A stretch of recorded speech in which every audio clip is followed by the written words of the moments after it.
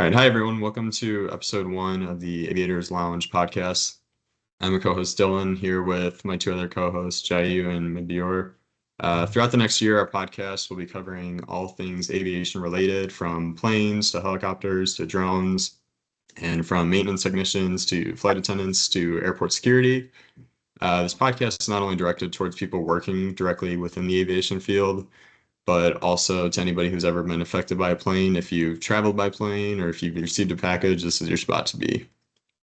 So for this first episode of the podcast series, we'll be diving into the human factors as it relates to aviation maintenance.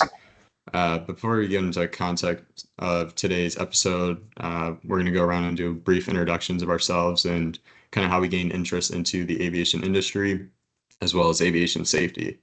So like I said, my name's Dylan. I'm in my final semester of the Aviation Aerospace Management program here at Purdue University. In addition to being a student, I'm currently working as a lead drone person at a Fortune 500 company.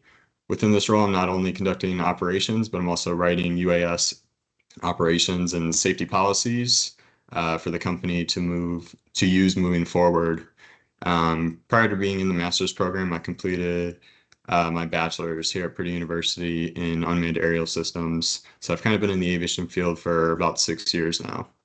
I'll now pass it over to my co-hosts for their introductions. Jai, you want to go first? Yeah, sure. So, hi everybody. I'm Jiayu Liu. I'm currently a second-year PhD student at Purdue, major in aviation management.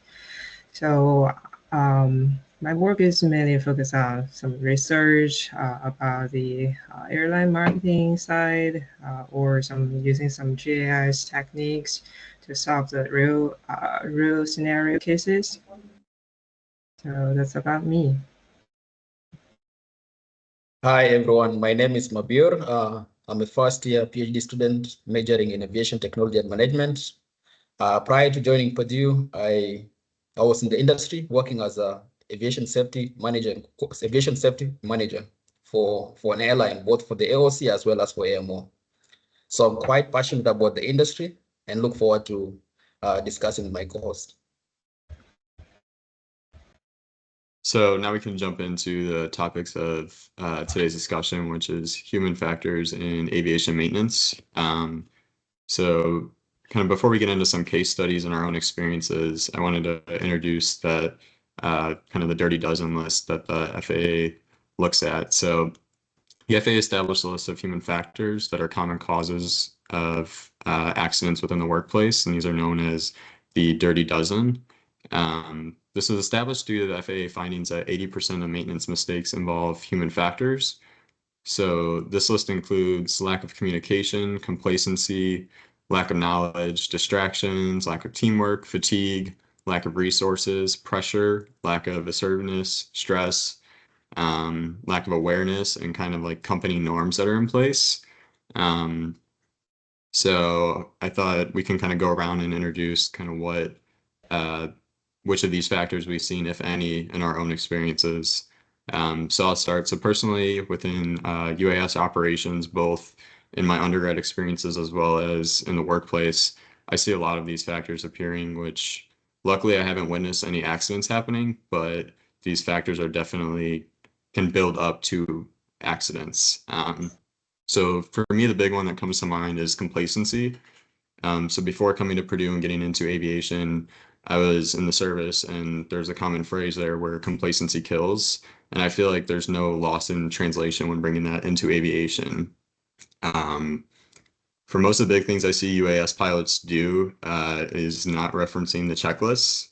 A lot of time goes into building these checklists, but I think the status of where drones are right now, people view them as more of like a hobby and kind of don't really recognize all the risks associated with missing a step in the checklist. And obviously working in the workplace, like there could be real consequences for missing steps. So the two more things that I'll add before passing the mic over is distractions. So a lot of what I've seen is working on active construction sites where there's a lot of moving equipment, a lot of people. And if you're not constantly focused on the task at hand, you could be putting all of those people, including yourself, at risk. And then lastly, I feel like this is very prevalent in like the corporate dynamic is the pressures that could be added. So I know personally firsthand, we recently purchased a new drone shortly after I was brought on to the company, and there was a big push to get the drone up in the air and kind of start figuring out what we can do with the drone. And there was a lot of pressures from upper management to pretty much get it done the week that we received the drone. So I studied up on the drone, but looking back on it, like we didn't really conduct safe operations. We took the drone out to an area that was relatively congested for our first time flying this drone, which this drone's meant for large area mapping, and we were in a very small corridor with a lot of obstacles. So I definitely, looking back and reflecting, I should have pushed back kind of on what my bosses were telling me. But then that also introduces me being new to the company and trying to show something too. But yeah, I see a lot of these dirty dozen factors within the aviation or within my industry. Um, so yeah, if you guys want to speak to any of your experiences. Yes, maybe I can chip in. So you're absolutely right.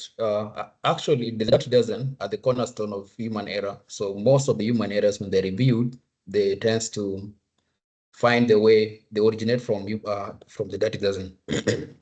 And this was quite clear working during my work as a quality and safety manager.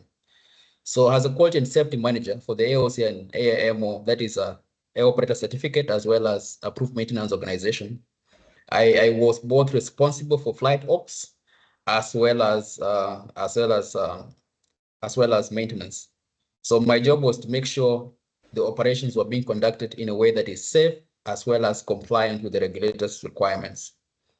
So one of the things that I noticed was when I came into this role, there was the cultural aspect, there was the norm. The ops manager, who is in charge of day-to-day operations of the flights, will take advantage of one. There was one clause within our quality manual that says, if you are unable to meet the regulations, to meet the requirements, then you can opt for something called deviation from standards. So this was something that was put by those who came up with the requirements to just make sure we can be able to fly when we need to, but it's not something to go to on your day-to-day basis. So I found it really weird that the ops manager wanted to make use of this clause even when it is not necessary. And as the new guy, I had to step in and told him, this may have been your culture before I came in, but now the deviation from standard was specifically put there for circumstances beyond your control, beyond our control. If, for example, we need to do a check flights, and we don't have a check pilot, and then we can now go for the deviation of the standards. So this is one thing. The good thing is it never resulted into an accident or an incident. But then again, it is such build up that it always results into undesired occurrences. So the Dutch doesn't they quite represent many of the accidents experienced within the industry.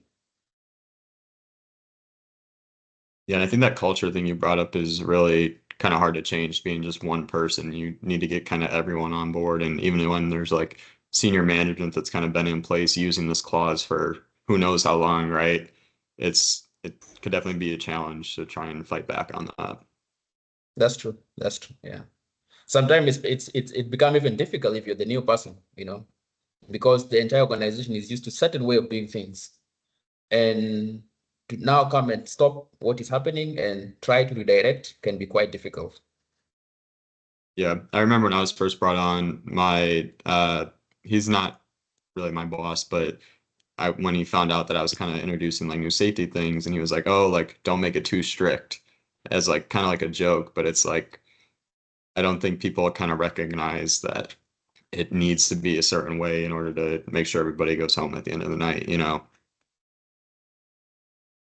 Yeah, I think within the quality and safety role, you find an element of communication as well. Once you start being strict, you find yourself being cut off from knowing certain things happening behind the doors, So Right. that also it also reflects very well on lack of communication, which is a pillar within the dirty dozen. Right.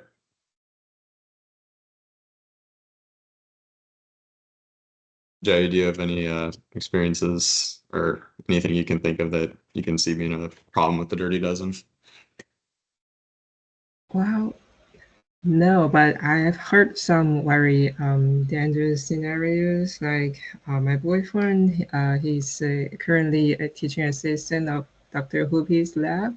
So he's instructed students to fly the drones or like just around the Purdue areas. So it's quite very close to the approaching or just take off areas of the private aircraft. So he said the drones flying is very close to the aircraft that is approaching to the Purdue airports, and that's quite dangerous. So I just wondering if there's any requirements about that. Like, is there any upper limit of the drones to fly around the airport area? Or there's no requirements of that at all. I Yeah, have so no there idea. are requirements, and I think a lot. I mean, I know as I've gone through the UAS program here at Purdue, so I kind of a deeper understanding, but I think a lot of people operating under Part 107 aren't aware of all Yeah. those rules, and even people who are operating technically illegally, there's a lot of things that they're unaware of, and that again kind of goes back to the Dirty Dozen with just the lack of knowledge. People are out there operating close proximity to the airports and stuff, and I mean, it's unfortunately it's probably just a matter of time before something terrible happens. But yeah, and again, if you're not following procedures in place, those can definitely lead to accidents in areas where you definitely don't want to have accidents. It's one thing to have an accident in a wide open area. It's another thing, kind of congested near an airport, stuff like that. Um, so yeah, You're unless you guys right. have anything else to add, I think we can kind of jump into our couple case studies here that we wanted to look at and kind of talk about. Um, So, Jai, do you want to go over the Continental Express flight 2574? Yeah, sure. So I'm gonna sharing some high-profile cases related to the maintenance, some accidents. The first one could be the Continental Express flight 2574. So that accident was happened in 1991. So the Continental flight, it was the Beechcraft, was flying from Laredo to Houston, Texas, and then it just broke apart mid-air and killing all the 14 passengers on board and all the crew members. So that crash was occurred because of the loss of control following the separation of the aircraft's left horizontal stabilizer. So the root cause of this accident, based on the investigation by NTSB, they said that this accident was caused by an improper maintenance procedures and communication breakdown among the maintenance personnel. So the left horizontal stabilizer screws were removed during the routine maintenance task, but that was not replaced, being replaced by other maintenance personnel before the aircraft was take off. So some key maintenance failures and some reasons, factors about human error involved in this case is the top one could be the incomplete shift turnover. So during the maintenance, the shift, the task of reattaching the screws to the left horizontal stabilizer was left incomplete because of the shift change. And also the incoming personnel, he was not properly informed about that task status, and that leading to the aircraft was being cleared for service with critical components is unsecured. And also some factors could be deficient communication between the personnel. So who left this aircraft unsecured at first, he just left and he did not talk to the next personnel about the issue. So the verbal communication was insufficient. And also, I think the fatigue and the workload also contribute to this case. Is that the extended working hours and the high pressure environment in the maintenance also contribute to fatigue and impairing the technicians' their judgment, and also increase the likelihood of accidents oversight. And the environment is also important because that maintenance procedure was happening during night, so the light condition was poor in the hangar, so that could also contribute to this oversight as well. So some post-accident change after this major accident. So FAA, they have set some regulations regarding the shift turnover procedures. So the maintenance organizations were required to adopt a detailed turnover process, including written logs and also the task checklist and also the digital tracking system to ensure the personnel is there taking over the jobs properly. And also FAA have set the maintenance resource management, so training programs emphasizing the teamwork, communication, and error prevention in maintenance operations. I think they also raised the fatigue management programs, so the maintenance personnel were required to adhere to the more stricter work hour limits to mitigate the fatigue issues. So that's all I want to share about this case. Yeah, and I think the whole shift changeover too, it's kind of hard because you've been working for how long, and then okay, the incoming shift comes in and you want to kind of tell them as much as you can and get out of there as soon as possible. I don't feel like I feel like once the incoming shift is there, a lot of people kind of check out of the shift already and they're just looking forward to leaving. And by having the horizontal stabilizer up there but not screwing it in, the incoming shift can visually look and they see it, they say, okay, it's up there, we're good. And the reality of it is that's why people died because of this accident. You know, it's these handovers, they need to be as detailed as the work you're doing throughout the day. Yes. And then Yeah, you want to so go I into the have next one unless I anyone can, else has comments on this, yeah.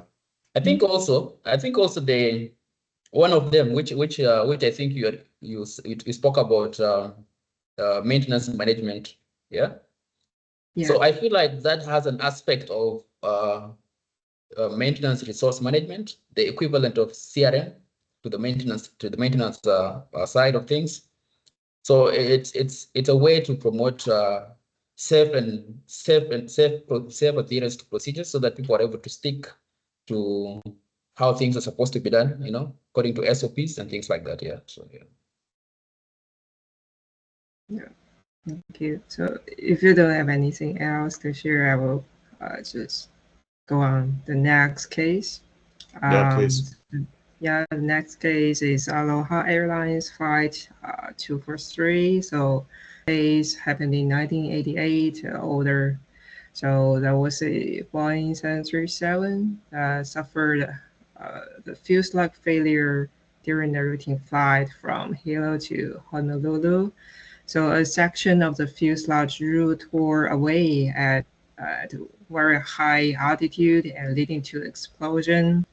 So although the pilots managed to land the aircraft safely, but the accident resulted in fatalities of all the flight attendant, flight crew, and also the passengers.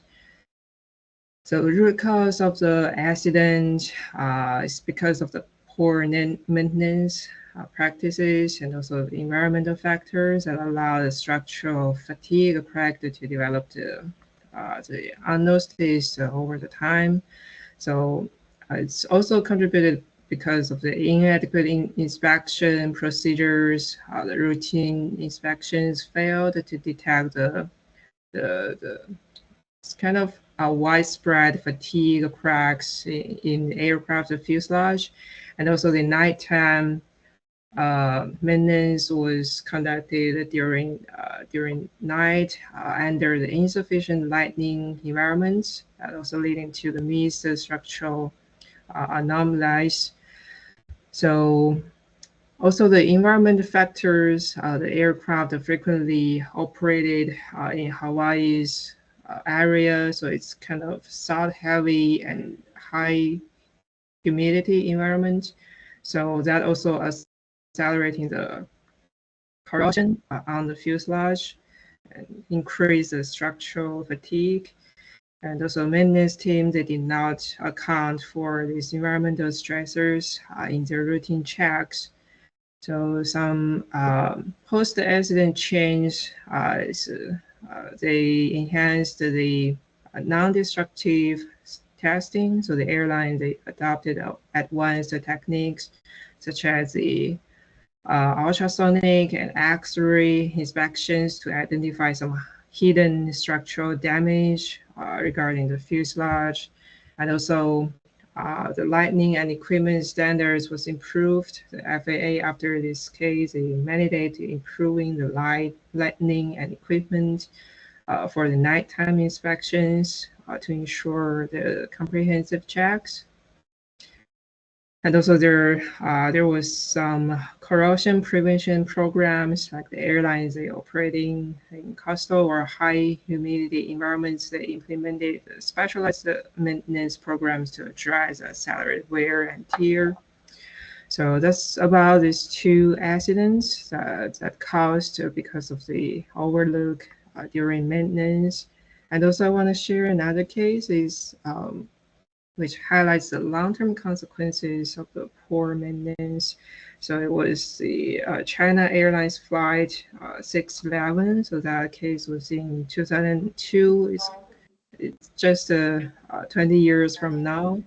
And the aircraft was disintegrated in the air because of the improper repairs conducted over 2 decades ago.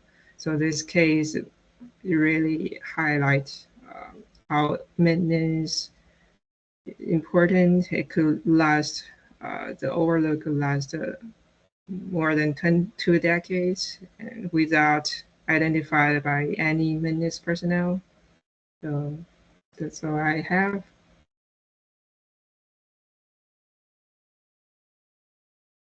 Yeah, I think another thing that I found interesting, just kind of to add to the Aloha flight, was following the accident, there was interviews with the passengers, and they actually, one of the passengers recognized a crack in the fuselage while boarding the plane, but didn't say anything.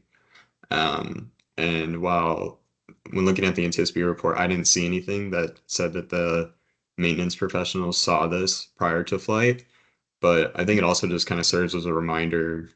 I mean, hopping on a plane, they always tell you, like, if you see something, say something. Even in the security line, see something, say something.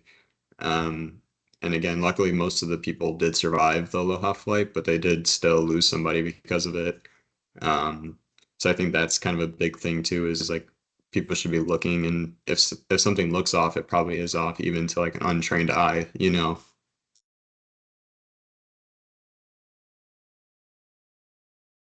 Yeah, I think those the lighting changes were a big thing that I guess I wouldn't have thought of prior, because I feel like now we're kind of at a point. I mean, I'm not familiar with maintenance necessarily, but I would think the lighting now would almost be similar in the hangar from day to night, but it seems like prior to this, it wasn't that case.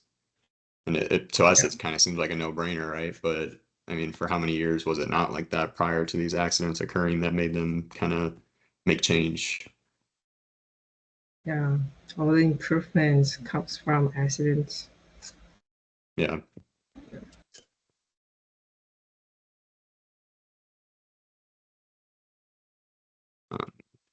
So do we want to move into kind of introducing practical drift and how that applies to aviation maintenance and kind of human factors?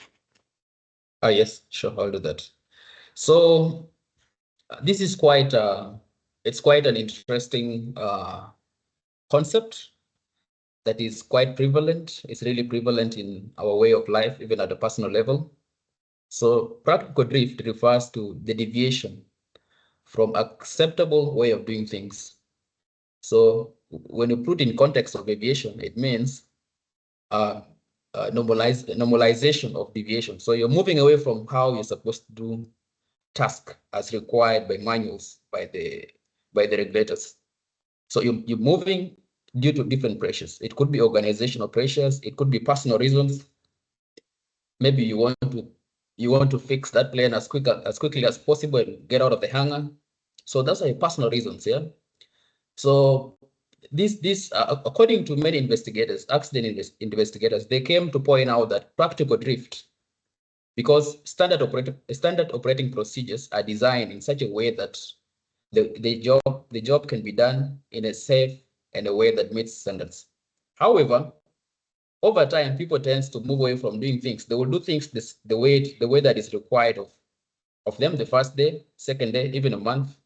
But then as time goes, they deviate away from the design standard operating procedures. So this happens for many reasons, and it has led to so many accidents. One of those accidents is, I'm going to cover maintenance one first before I can talk about the 737, because 737 was an engineering issue. So it has something to do with the designing of MCAS. So we'll look at that bit later. So the first accident is Japan Airlines Flight 123 that happened in 1985. So according to the investigation, the rear pressure bulkhead failed mid-flight. So when it failed, it led to explosive decompression, and the loss of the aircraft. So how does this accident relate to practical drift?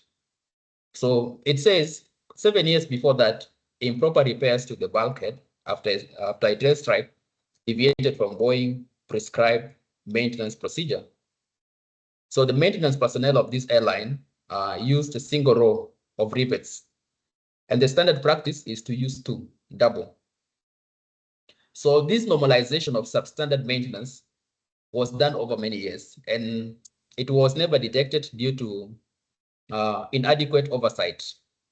So the practical drift in repair standards, compounded by inadequate oversight, led to a catastrophic accident that killed people. So the second one is the Alaska flight 261 that happened in 2000. So the aircraft crashed due to failure of the horizontal stabilizer jack screw assembly. So how is this related to practical drift? So the maintenance team was supposed to do a bit of lubrication of the jack screw, but they relied on wear limits and were inaccurately measured over time. So as a result, this led to the company was more concerned about the cutting costs, than taking care of mechanical wear, and this led to an accident.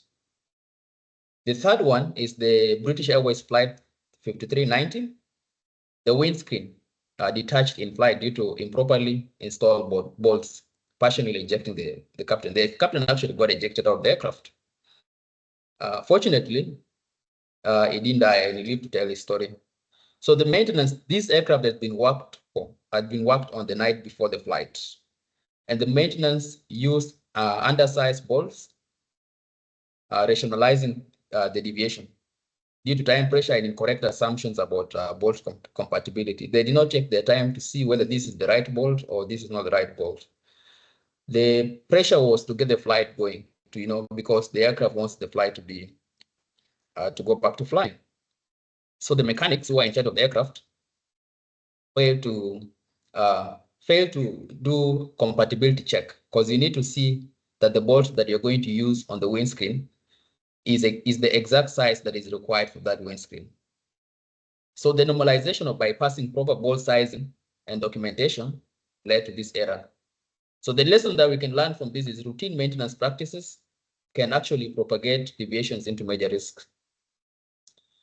Those are the three that we'll cover for this. We'll now look at 737. So 737 is a classic example of practical drift, and in most engineering classes, it is usually used as an example. So Boeing, in this case, designed a maneuvering characteristic system. It's called an augmentation system. It's called an MCAS, MCAS. This was largely to address aerodynamic issues.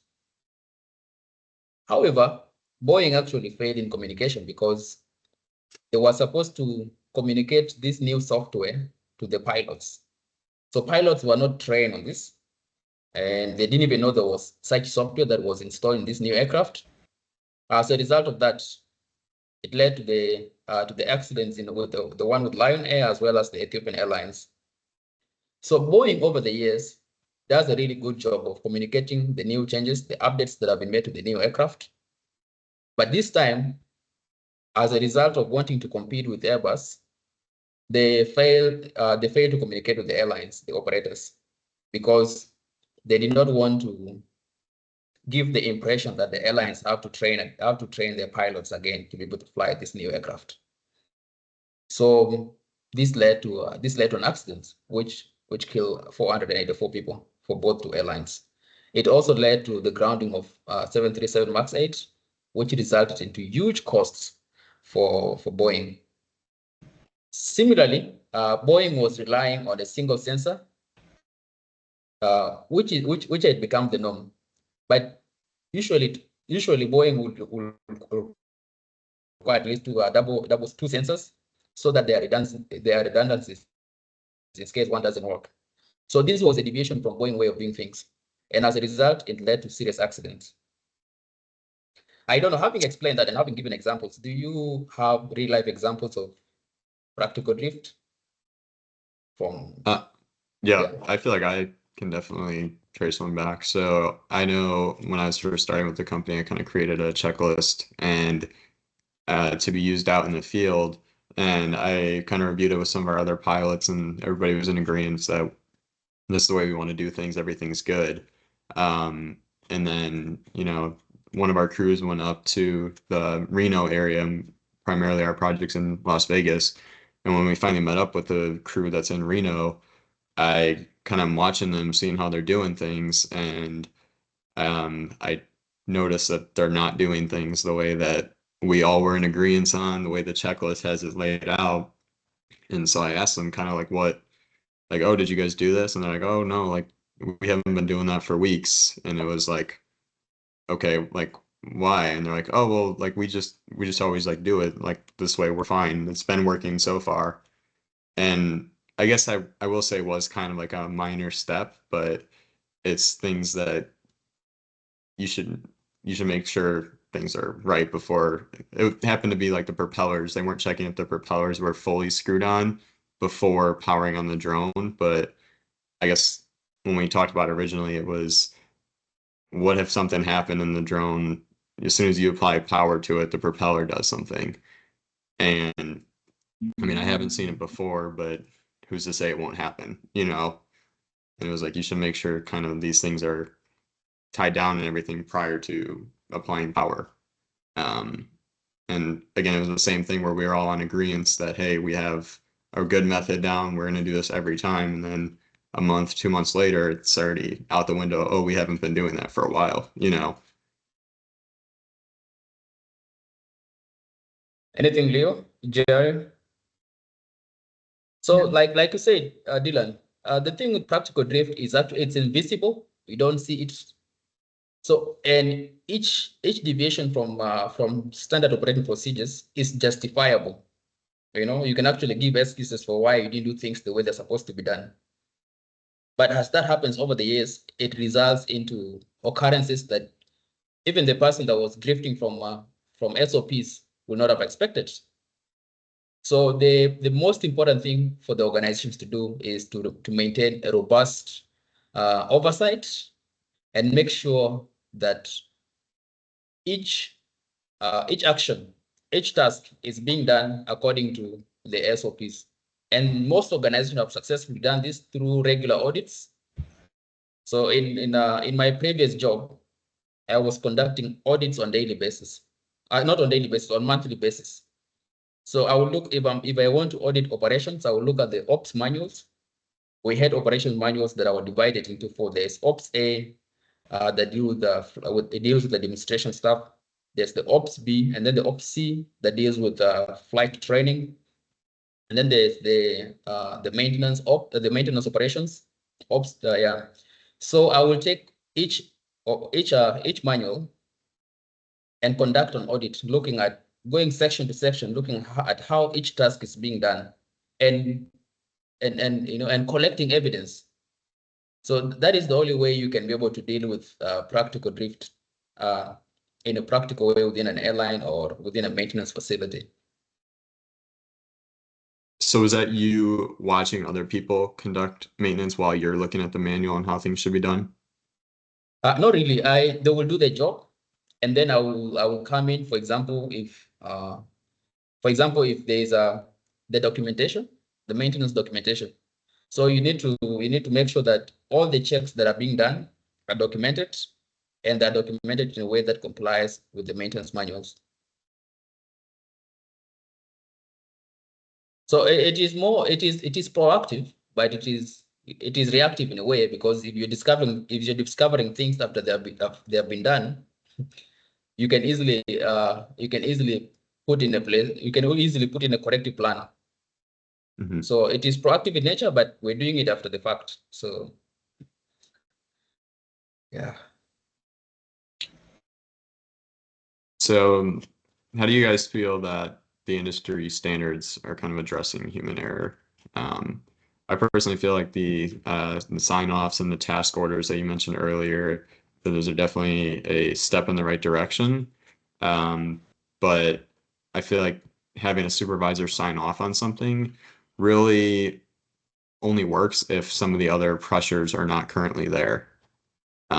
So if the big boss is saying we need to get this plane back out there, and then that comes down to you, so you rush, and then your boss is also having the same pressures, I feel like there could be further things missed just because of that added pressure. But I do think having the sign-offs and kind of the maintenance task orders that we talked about, that those are definitely good ways to start addressing human factors and kind of mitigating what's going on.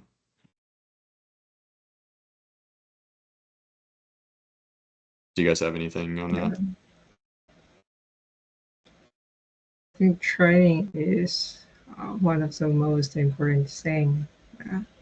The training the crew, the maintenance personnel to follow the guidelines, to comply with the regulations. And also, I know there's something similar to the CRM, the crew resource management. Also, another system is applied to the maintenance personnel. So it's kind of like maintenance personnel, their resource management. So to emphasize or facilitate their teamwork, their communication, to improve or mitigate the errors happen during the maintenance.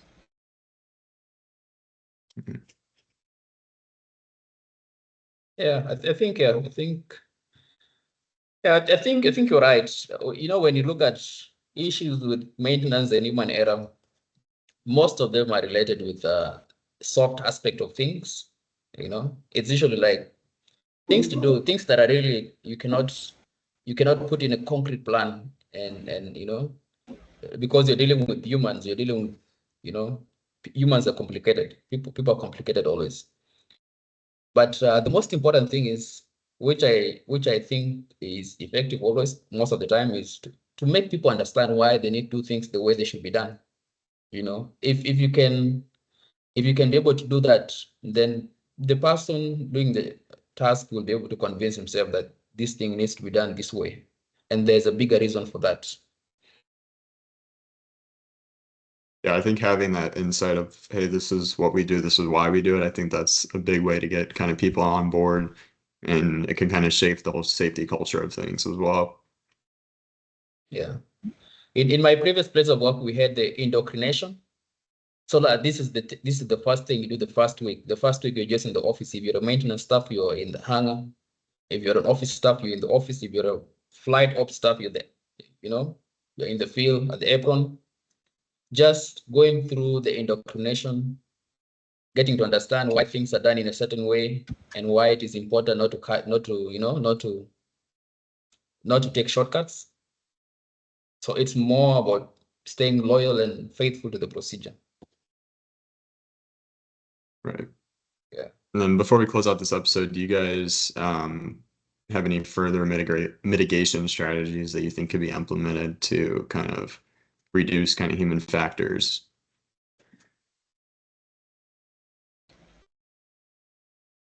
Well, some industry mandatory regulations, standards, the control maintenance personnel their working load to control their fatigue, and also help to smooth their shifts. That's very important to set up by either FAA, ICAO, or IATA, those kind of organizations. Yeah, I think also the operators needs not to give up on MRM, the maintenance resource management. Sometimes you can keep investing in something and you think it has no value, but until something bad happens and you realize, if you had invested in MRM, you could have avoided a lot of things. So MRM is maintenance resource management is the equivalent of CRM, and it's really important. It sets the tone in how maintenance is done within a facility. So I think airlines should continue investing in training their people on this kind of stuff. Yeah, and I think that's huge coming